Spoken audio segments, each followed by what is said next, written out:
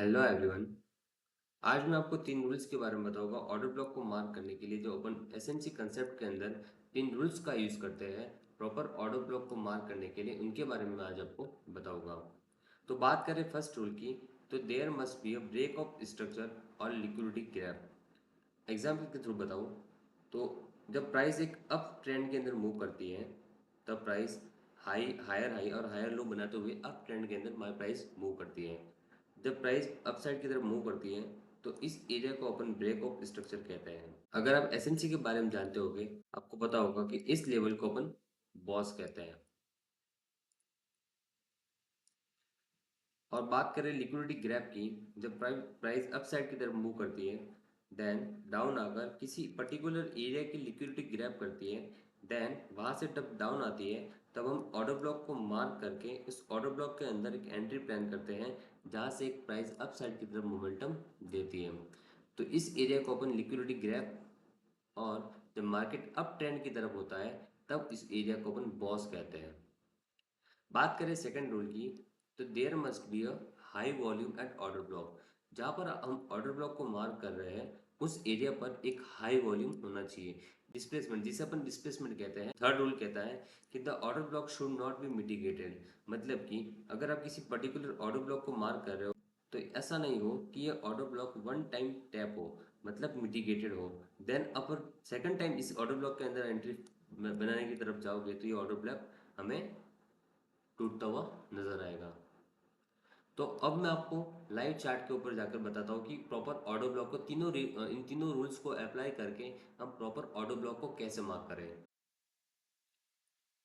तो मैंने यहाँ पर गोल्ड का चार्ट ओपन कर लिया है जिसे हम एक्स यूएसडी कहते हैं। अब बात करें तो प्राइस डाउन साइड की तरफ मूव कर रही है, और डाउन साइड की तरफ मूव करते हुए प्राइस ने यहाँ पर एक ब्रेक ऑफ स्ट्रक्चर बनाया है। और इस एरिया की बात करें तो ये अपने पास में एक ऑर्डर ब्लॉक वाला एरिया हो गया जिसे हम बियरिश ऑर्डर ब्लॉक कह सकते हैं। और प्राइस ने यहाँ से एक हैवी डिस्प्लेसमेंट के साथ में डाउन साइड की तरफ मोमेंटम दिया है। और ये जो ऑर्डर ब्लॉक है ये एक भी बार मिटिगेट नहीं हुआ, मतलब कि ये इस रेक्टेंगल बॉक्स को प्राइस ने वन टाइम टैप नहीं किया है। देन जब प्राइस इस ऑर्डर ब्लॉक को टैप करेगी तो यहाँ से अपन एक यहाँ पर एंट्री और एसएल रख के डाउन साइड की तरफ एक एंट्री प्लान करेंगे।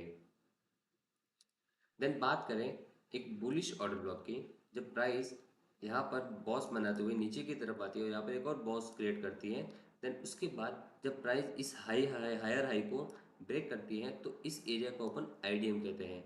इसे या तो आप आईडीएम कहिए या इसे आप लिक्विडिटी गैप भी कह सकते हो।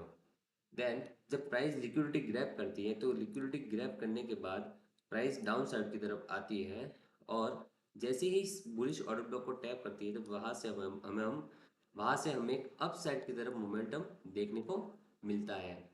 अब हम तीनों रूल को अप्लाई करें तो आप देख सकते हैं कि ये ऑर्डर ब्लॉक वाला जो एरिया है ये एक ब्रेक ऑफ स्ट्रक्चर और लिक्विडिटी ग्रैब कर रहा है।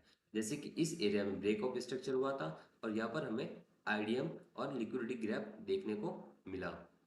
और सेकंड रूल की बात करें तो इस ऑर्डर ब्लॉक पे हमें एक हाई वॉल्यूम, जिसे हम डिस्प्लेसमेंट कहते हैं, वो हमें देखने को मिला जहाँ पर इंस्टीट्यूशन ने बाइंग की है। थर्ड पॉइंट, ये order block only for one time mitigate हुआ है।